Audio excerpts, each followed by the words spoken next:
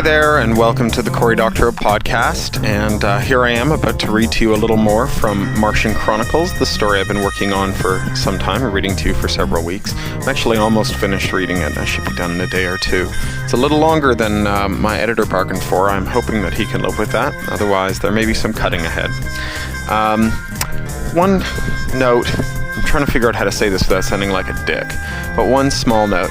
I realized today that I'm at total occupancy. That between now and when I go away for Christmas on December 23rd, there's just no more time in my schedule. Not even a little bit of time in my schedule. No time for social gathering. No time to answer questions that are on your mind just because you are wondering. Certainly no time for any meetings, phone calls, interviews. I'm just there. I'm at capacity. I can do all the stuff I've committed to, but I can't do anything else. And I'm getting a really large number of requests for time between now and then. So just kind of forewarning, if you ask me after January 8th when I get back, I can't promise I'll say yes. But if you ask me before January 8th when I get back, I can promise you I'll say no. Whatever the question is, the answer will be no if it involves any time, because I'm just out. Just done. That's I really can get it all done, but I can't do any more. Now, apropos of Christmas, I do have some slightly less grumpy news. That really does sound grumpy. You know, I recorded that 3 times, and it came out grumpy every time. I'm sorry if that sounded grumpy. I feel terrible when I say no to people when they ask me to do stuff. I really want to say yes. I've benefited so many times from people who said yes to me and have given me of their time. And the last thing I want to do is kind of fail to pay that forward. But there comes a point when you've agreed to pay forward all that you can pay, and you're kind of bankrupt at that point. I'm doing a ton of kind of favors and things for people between now and Christmas break. I just can't squeeze any more in. Anyway, enough of that. Some other better Christmas news. Well, the Boing Boing charity guide went up last week. You probably saw it if you follow Boing Boing. If you didn't, you can Google Boing Boing Charitable Giving Guide 2009. And we picked some of our favorite charities for the year. Apropos of that, I asked people who had their own charities that they liked to mention them in the comments. And today or tomorrow, I'm going to go through the comments and pick out some of the best descriptions from there. And I'm going to put up another post that's the Boing Boing Readers Charity Guide. So if you were kind enough to actually go and post something in the comments there, you may see it on the front door sometime soon. Another guide that we did recently is the Boing Boing Gift Guide, Holiday Giving Guide, where we went through all of our favorite things for the year and put them up in several categories: gadgets and comics and books and novels, nonfiction, and so on. It was a really good list. I actually ended up doing a lot of my Christmas shopping from it. Don't tell my friends that they're about to get stuff from that list. But it was great. It actually worked really well. And some of you emailed me after my last podcast when I mentioned that I was going to go and have my MRI interpreted and see a physio and to wish me luck. And I had some pretty good luck. I went and saw a physio. He's a Feldenkrais guy. He seems like a very, very nice guy at the Pure Sport Clinic in the city in London.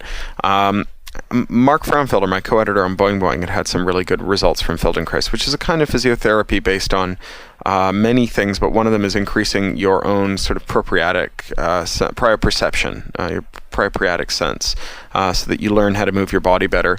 I had an hour and a half with him last week where he gave me some simple exercises, and they really seem to be making a small but measurable difference. And he said this is about loosening things up enough that we can do some bigger work when you come back.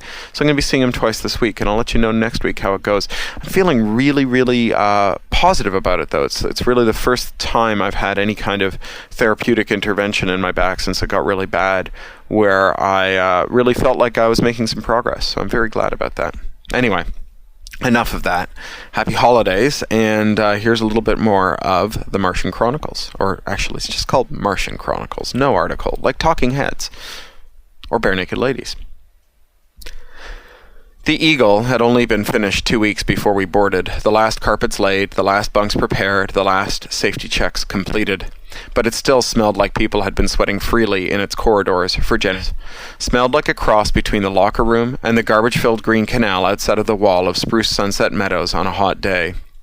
The smell, it deserved the capital S, traveled like a sneaky fart into the eagle's nest in small gusts as the colonists passed out in groups of 10 through the far airlock, just as they had entered by the opposite lock. Every time the lock cycled, a little bit more of that toxic air puffed out, until the room was choking on putrescence. Dad broke off from the intense conversation he'd been having with his buddies and gestured impatiently for me to join him and led me to the lock. He had a look on his face of steadfast refusal to face reality.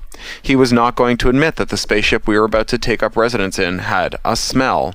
We were going to Mars, and it was going to be so freaking awesome that it was impossible to even take notice of any imperfection, not even a smell with its own capital letter. No whining! Mom took my hand and helped me down onto the same loco-vertical as them, and we Velcro shuffled our way to the lock, rip, rip, rip, a family hand in hand with our space bags slung over our shoulders, about to become pioneers, about to leave behind Earth and all its authorities and laws and rules and governments. We were going to a place where we could be free, with a capital F, and if free had a smell, so be it. The airlock closed behind us. The equalization hiss was the only sound in the lock. There were 10 of us, and I noticed that VJ was part of our gang, and managed to nod at him, and he nodded back. Now that the lock was sealed, we were officially, irrevocably, gone. When the International Space Agency completed its certification tour of the Eagle, they completed their duty to the citizens of Earth's nations, and now they had no more authority over us. No one on Earth did. We were in space, and we were a new human race, free as almost no human being had ever been. No one had any claim over us, or our work, or our freedom, except for our peers, the people we'd elected to go to an alien world with. We were off to start anew. And we couldn't arrive a moment too soon. Spaceships suck. You probably didn't realize that, but they do. Spaceships are small, cramped, smelly, and overcrowded. Our cabin, the room that Mom, Dad, and me would spend the next 6 months in, was smaller than the mudroom at home, where we took our boots and coats off before going into the house. All the furniture was folded away into the walls, and there was no toilet or shower. We had to share the communal toilets at the end of the hallway. Supposedly, there was one toilet for every 6 people, which someone had calculated was optimal. At home, we had 4 toilets for 3 people, not counting the one in the basement. And anyway, Helene did a count once we were underway and calculated that there was only one toilet for every 12 people, not that any of the grown-ups would listen to her. The toilets had a double smell. The putrid human smell got worse, not better, as time went by, though my nose was bravely refusing to get used to it, sacrificing itself by insisting on staying totally revolted by it, so that I would know that I should get out ASAP. And the lesser smell of the air freshener that squirted constantly out of the little misters around the giant vacuum cleaner head that we stuck our butts into. That was like the smell of bubblegum, times 1,000,000, and it clung to your clothes after you used the head, so that you smelled it for hours. Yes, we were pioneers. Pioneers had never been very comfortable. They drove covered wagons across America, my dad said. That's 10 a.m. And here's knapsack on my back. My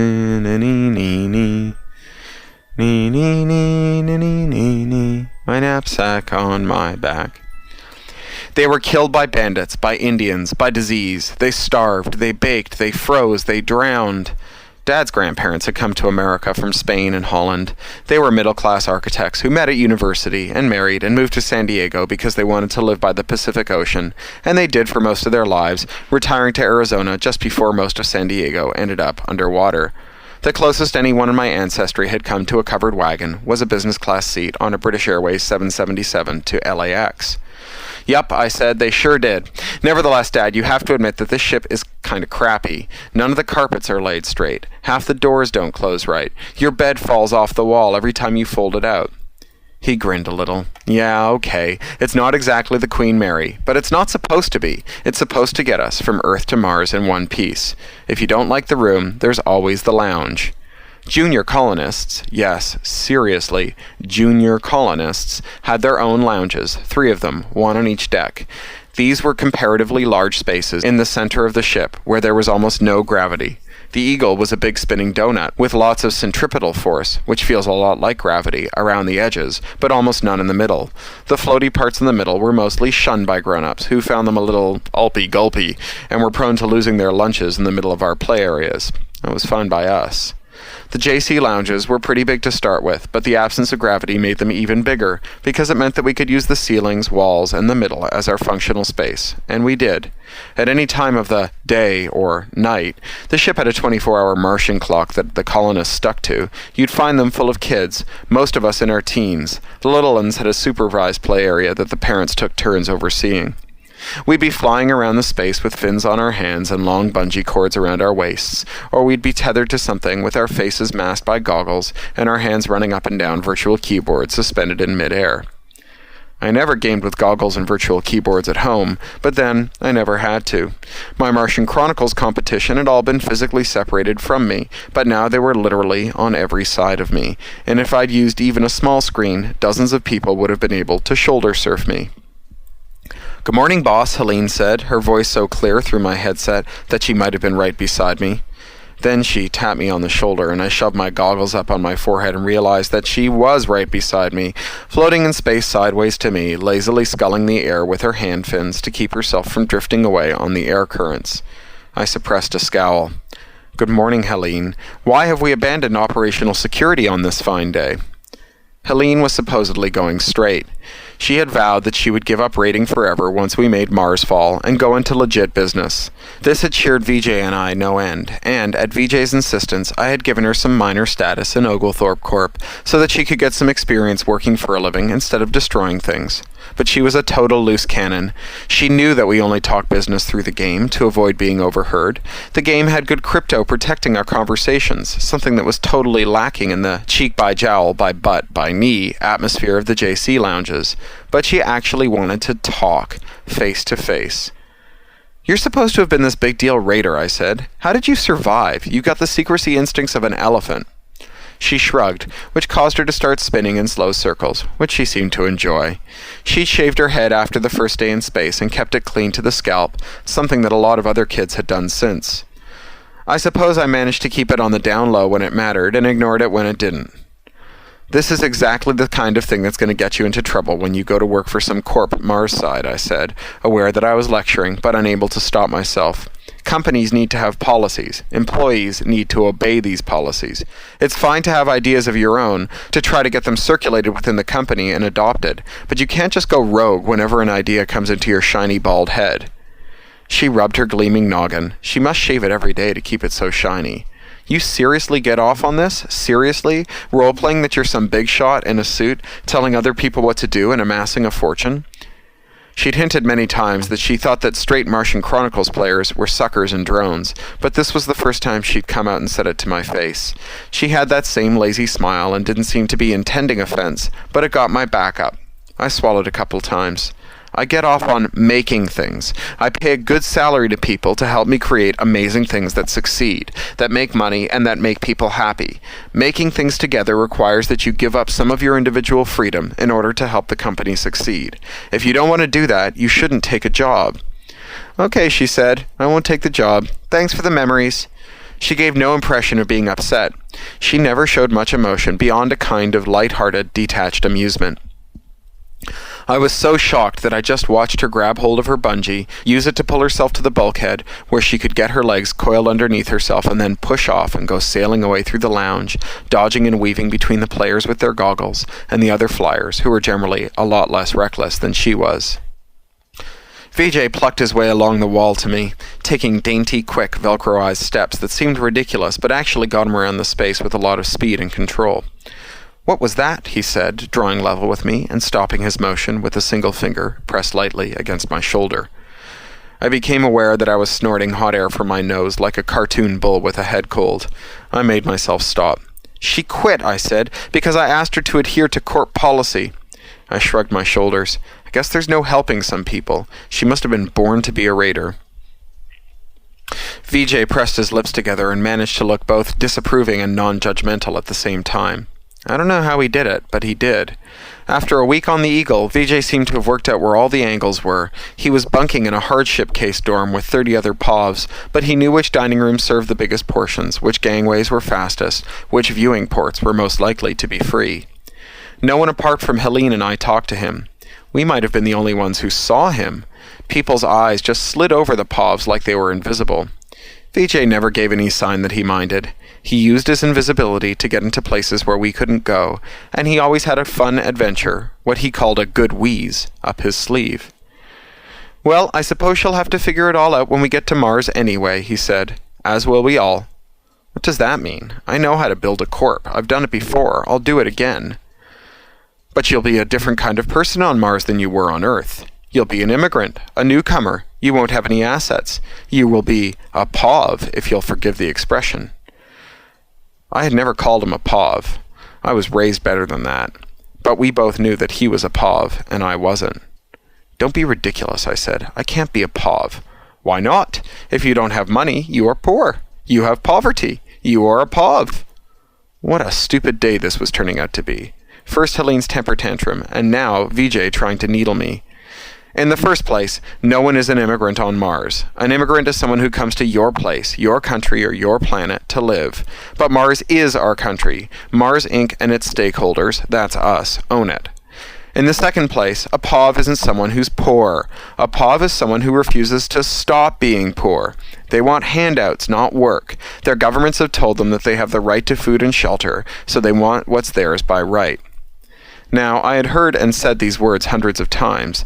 They were part of every civics class I'd ever taken. They were repeated several times a day through the Mars Inc. orientation. But I have to say, I never really thought about what it would be like to hear those words if you were a POV.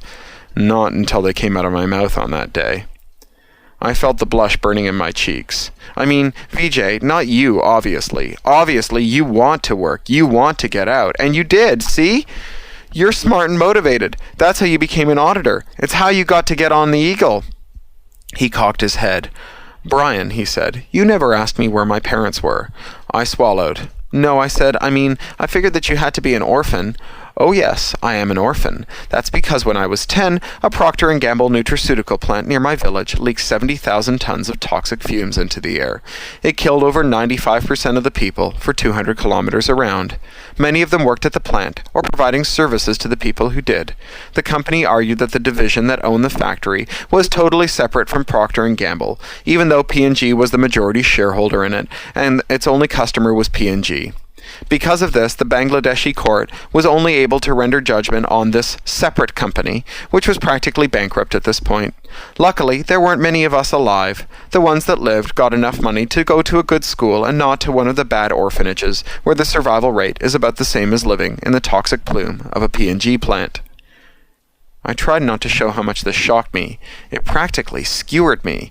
It was so much goddamn reality. Made everything I knew seem so fake, pointless, like I'd been complaining about a splinter in my toe, and this guy had had both of his feet eaten off by a tiger. So first I felt surprised, then embarrassed, then angry, though I didn't know at who or what. Maybe my parents for keeping me from reality, though hell knew I wouldn't want to live through what VJ had been through. "Brian," he said, "please, calm down." Made me wonder what my face had been doing. I hadn't said anything. "I just wanted you to see that people aren't just poor because they're lazy. Some people work as hard as mules every day of the week and die poor." Unbidden, the thought rose to my mind. They must be stupid then. It's not enough to work hard. You have to work hard doing something valuable. Some people work hard as mules and get hit by a bus or a chemical leak. Some people sit around on their fat asses all day and get rich. I saw that some heads turned when he said this. Statement like that one were about the worst thing you could say to a Mars colonist. I knew what I was supposed to say here. It was drilled into me. I said it. If someone figures out how to do more with less, that tells us that he's doing something right, and he should be rewarded for figuring stuff like that out. We don't want people to just work harder. We want them to work better. He nodded. "Of course, Brian. That's what we're told. But Helene is a raider, and she's figured out a way to get a lot of money without working hard at all, by ruining the hard and valuable work of others. Where does she fit in?" I swallowed. "I suppose that's why it's not illegal, but—" I fumbled for the argument. Lots of people were listening. I felt like I was divulging corporate secrets to my competition, even though nothing we were saying had to do with my business. Just because it's legal doesn't mean it's good. "No," VJ said, "but you just said that anyone who figures out how to make more money with less work should be rewarded." I wanted to sink through the floor. I felt like everyone who was listening in could see that I was really just a loser, one of those people who didn't really understand everything that Mars Colony stood for, not in my heart. I should have had some decent arguments right there on the tip of my tongue, but all I had was a shamed, furious blushing. "Listen, Pav," said a voice from below me, loud enough to be heard around the room. "You're a guest here. No one wants to hear your opinion on what successful people deserve or don't deserve. Why don't you go hang out with your own kind?" It was Liam, the red-headed mouthy kid. He ran an investment bank in Martian Chronicles, moving giant chunks of money around on behalf of big corps and big players. He was always too friendly with me and too loud, and he also managed to make me feel like I had to go along with him or he might punch me in the gut. Not that I'd ever seen him be violent. He was just, intense. VJ nodded his head, not ducking it, but nodding, as if Liam was confirming something he'd suspected all along, which somehow made Liam seem even more of a jackass. "As you say," he said, and took off into the middle of the room, using a hard shove to get himself moving and steering himself expertly through the crowd. Liam swiped at his ankle as he passed, but he missed. Liam righted himself relative to me so that we were face to face. "You need a better class of friend, Oglethorpe. Judge a man by the company he keeps. You're going to have to get yourself set up again Mars side, and the impression you make on the ship will follow you around for the rest of your life. Just some friendly advice, from your banker." "You're not my banker," I didn't say, but I also didn't say, "You're not my friend," and also not, "The impression that'll follow you around for the rest of your life is going to be of a big-mouthed jerk." All right then, talk to you next week. You've been listening to the Cory Doctorow podcast, licensed under Creative Commons Attribution, Non-Commercial Share-alike US 3.0, or as Woody Guthrie put it in another context, this song is copyrighted in the US under seal of copyright 154085 for a period of 28 years, and anyone caught singing it without our permission will be a mighty good friend of ourn, because we don't give a darn. Publish it, write it, sing it, swing to it, yodel it, we wrote it, that's all we wanted to do. Many thanks to John Taylor Williams for mastering. That's Ryneck Studio, WRYNECK Studio @gmail.com.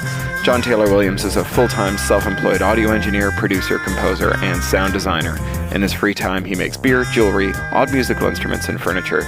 He likes to meditate, to read, and to cook. Talk to you next week.